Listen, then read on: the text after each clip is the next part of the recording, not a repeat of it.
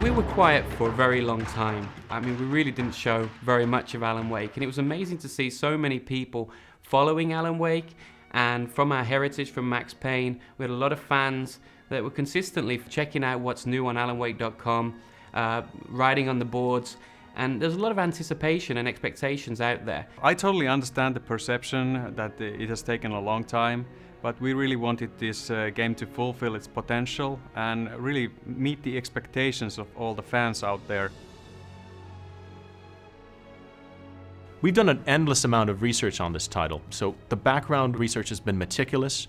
We've looked at things such as ghost towns in the Pacific Northwest, tornado behavior, even the architectural integrity of these buildings. We even have a landscape architect who's worked to make accurate landscapes. And we did several trips to Pacific Northwest with the art team, and myself and lead game designer Mikael, we drove about 2,000 miles around it for a period of almost 2 weeks. We came back with over 40,000 photographs that we are basing the environments and models on. We went to see places like Astoria, where the movie Ring was made, and that's a very typical Pacific Northwest coastal town. Twin Peaks was shot at North Bend, which is not that far from Seattle.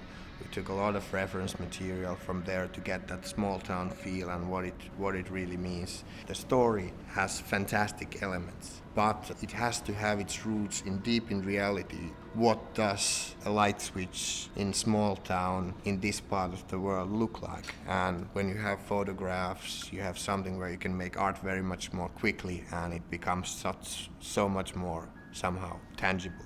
We've looked at NASA star maps to make sure that the stellar constellations are correct in the night sky. So there's a lot of intricate detail. Not everybody will realize these individual details, but I think they come together to form a whole package that's just a living, breathing, credible world. One of the most impressive places we went to in Oregon was Crater Lake. I remember the moment when I walked on the edge of the cliff. I wasn't expecting much. I have to say my jaw dropped because the water was so blue, huge, absolutely blue screen blue.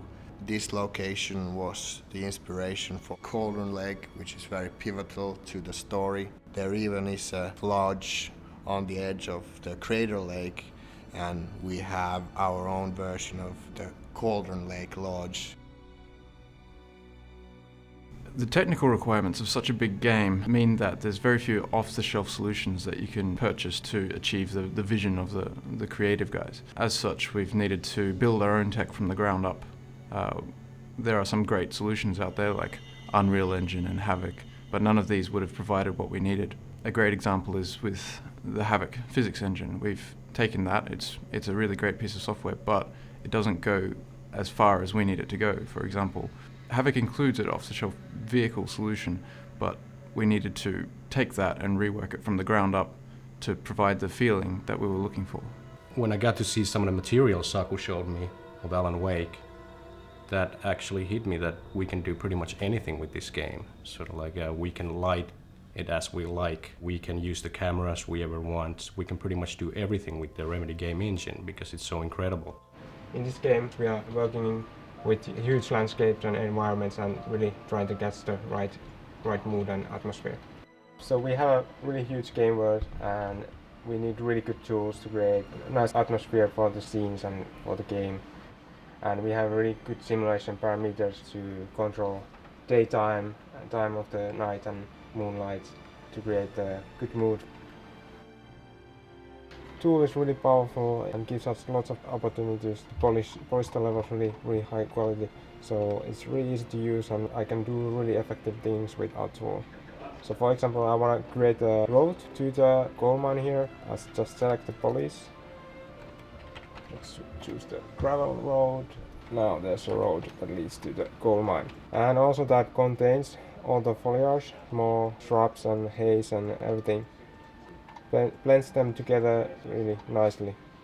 You don't have to do that much hand work to create a really nice looking road through the forest. Also, it's really easy to create fields or cut down the trees or plant trees. So, for example, we have here a huge forest valley. I want to have a field here, so I just select the area where I want to create that and just let's have a cornfield and maze even there. So now there's some UFO circles and cornfield there.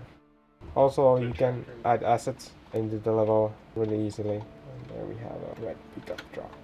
And you can place also other prop items really easily. And now we should have a grain silo.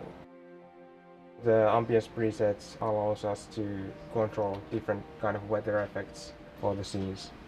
So we can control the fogginess of the levels, how far you can see, also different kind of other weather effects like the cloudiness, making the scenes look really nice. And also we have a lot of control over the different kind of post-process effects to make scenes look even better. Oh, it's really dark and creepy night now.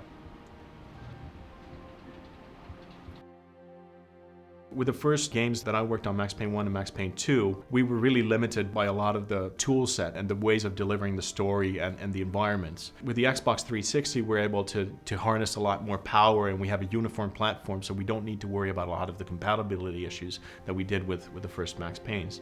What we do have, for example, is this large 100-kilometer space that we can stream, and a lot of the fidelity of the graphics and the audio bring the world to life. So we're getting closer and closer into areas where graphics are no longer such an issue, or lighting is no longer such an issue. It becomes more about artificial intelligence. It becomes about the delivery and the acting of these virtual actors, and more about being able to cross that uncanny valley of you have somebody who looks awesome or looks very realistic, but are their reactions always going to be as realistic as you want them to, and so forth. So I think the challenges are changing as we go forward. Artificial intelligence is a very broad term used to describe a whole variety of different issues. For example, if you think about what a monster needs to do in the game, it needs to perceive the world, it needs to figure out where the player is, figure out tactics of how to approach the player and how to attack him or flee from him or dodge behind cover or do all the other various things that make it feel like there's some intelligence in the bad guy's head, which is a very big task. Take, for example, a typical enemy in the game, a Taken. It will probably start out with a concept, one of the concept artists, and it will go through to a modeler who will build the mesh for it, which will then be mapped to a set of bones, which is like its skeleton that it uses for animation. That'll go further to an animation team, which will build up a set of animations for it. The animation program will help implement those animations. And finally, when this mesh and the animation set is ready to go, its behavior is set up by another programmer, an artificial intelligence programmer. And finally, it can be placed by the level designers in the game. The level will then get converted to what we see on the disc, and then more programmers further translate what's on the disc to what you see on the screen. So my job is basically to take all the animations that the animators give me and put it all together. So I'm sort of a spindle in the middle of the net, making it all work. I first get a rough version from the animators. I use that to plug it into the game, make everything work. I send it back to the animators, make them a build, and they can continue iterating with that to make it look good. So most of the animation is based off of motion capture, at least for the human, normal characters in the game. We're really trying to capture the fact that they are normal people. For the Taken, there tends to be more of an emphasis on keyframing. It's done off of video reference that we shoot and keyframe based off of that. So it gives a little more of a fantastic sense with the animation, but it's still grounded in reality. A big part of animation is not just creating the animation itself, but seeing how it interacts with the other animations in the game. And the only real way to tell that is by playing the game over and over. But in this kind of arena, we can just jump right in and test the animations right away. We don't have to go forward to the part of the game where this character appears or anything like that. We can just jump right in and look at a character without anything else in the way. As you can see, this is not our in-game lighting. This is just something that makes it easy to see what the characters look like and just focus entirely on the performance. So this is kind of our little animation playground. We can drive our car around or jump on top of things, run upstairs, go to the convenience store. One of the keys to doing good motion captures is a lot of planning, knowing exactly what you're going to do. And you don't really go in and mocap just one or two animations. You try and get a big chunk of them together, know exactly what you're going to go for, and then go in and shoot it. You have somebody directing, somebody operating the mocap, and an actor in the suit. giving the actual performance. He's probably kidding, Birch. He's got a great sense of humor. Just ask Sinclair. Overall, we have a couple of dozen of rather central characters. This is part of the lost America, like you have this 50s style diner where you have the outfit of a waitress, you have these logger types, you have this park ranger, quite soft man actually, very keen on coffee, keeps talking about coffee. Try the coffee.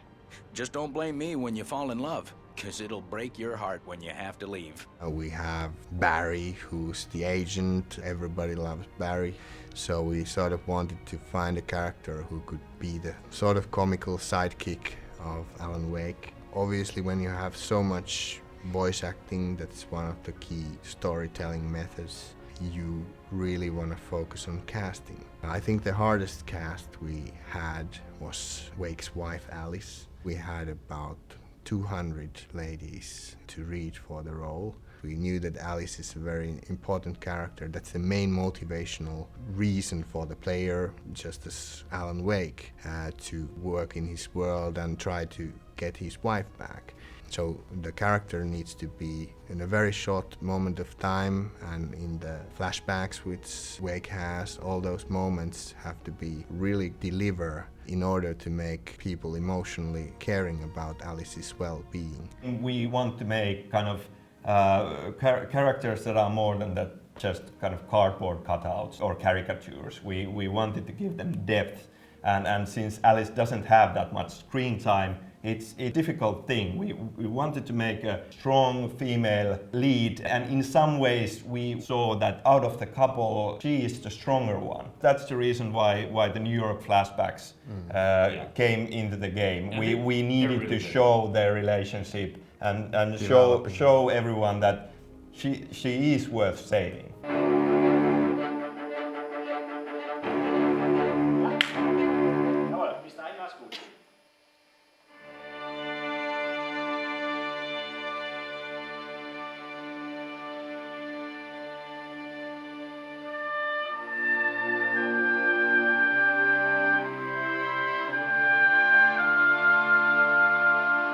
In order to have emotions in music, you really have to know the characters, you really have to feel them.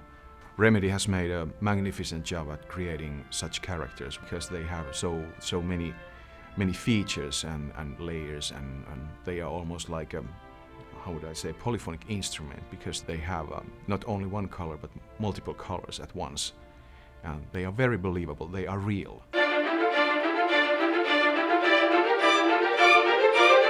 For instance, Mr. Wake's instrument could be considered as guilt in the beginning, which then evolves into determination, and then only in the later stages of the game it becomes action. And Alice, she bends but she doesn't break. Without Alice's flexibility, they probably would have divorced or parted a long time ago. And then there's Barry, which is one of my favorites because I find a lot of myself in him.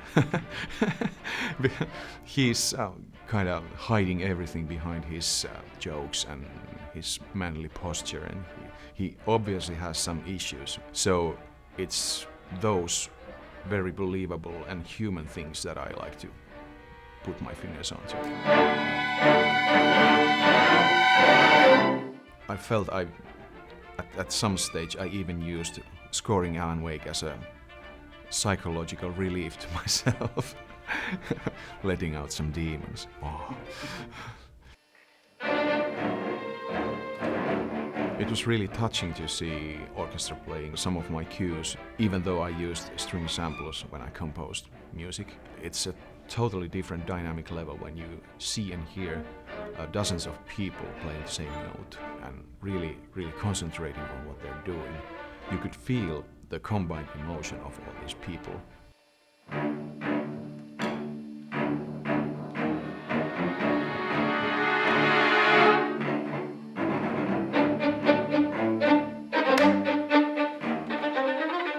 We're using around 1,700 sound effects in the game. We have around 1 hour of cinematic for the in-game cutscenes, and I think we are using up to 1500 voiceovers. I have to figure out which kind of sound effects we need in the game.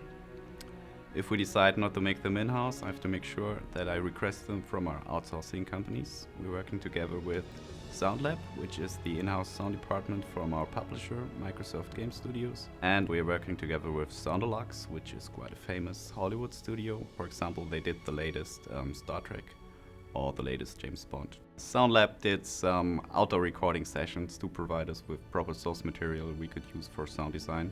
So they sent one of their sound guys to spend a few days in the northwest of North America, in a tent actually. And he recorded some great forest, wind and river sounds, birds, owls, all that stuff that we're using later on to create the ambient tracks for Alan Wake.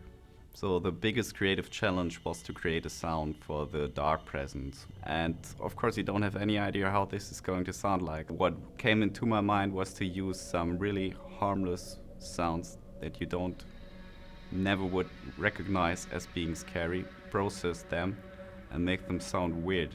So what I want to show you now is how I created the bat sound. Bats means bringing enemies to the system. So whenever you get chased by Taken or you get in danger, we fade out the ambient track and we fade in the bat sound. So what I did, I took a baby scream and processed it, and that's how it sounds.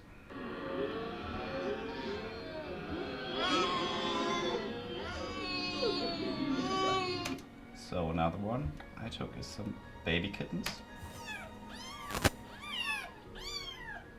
And after processing them, they sound like this.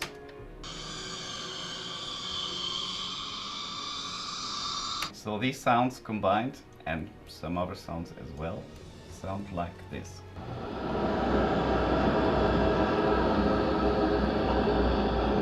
And it sounds like this in-game.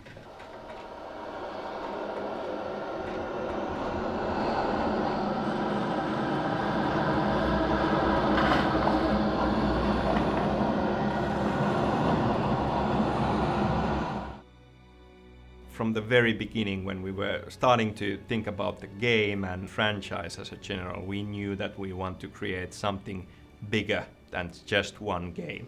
The success of Alan Wake will really define where we go with this, and clearly we have a lot of story to tell and we have a lot of things to explore, and we always set out to build something much larger than a single game, but clearly it will be defined by the success of this game. So we're doing some downloadable content which will peel up the mystery and share more of the creative vision that we have for Alan and continue his journey. But from the very start, when we started thinking about it, whether we should do it or not, we decided that we don't want to do it just for the sake of it. Not just because everybody else is doing downloadable content, but you know, it has to be something that people really enjoy. So it's going to be a great bridge between Alan Wake 1 and hopefully what will be Alan Wake 2. And I hope everybody out there will really enjoy it. We like to kind of use pop culture and borrow from pop culture in our games, and the best possible thing, which has already happened with Max Payne, is to have these games become part of that pop culture that other people will find inspiration in and borrow from in their own works.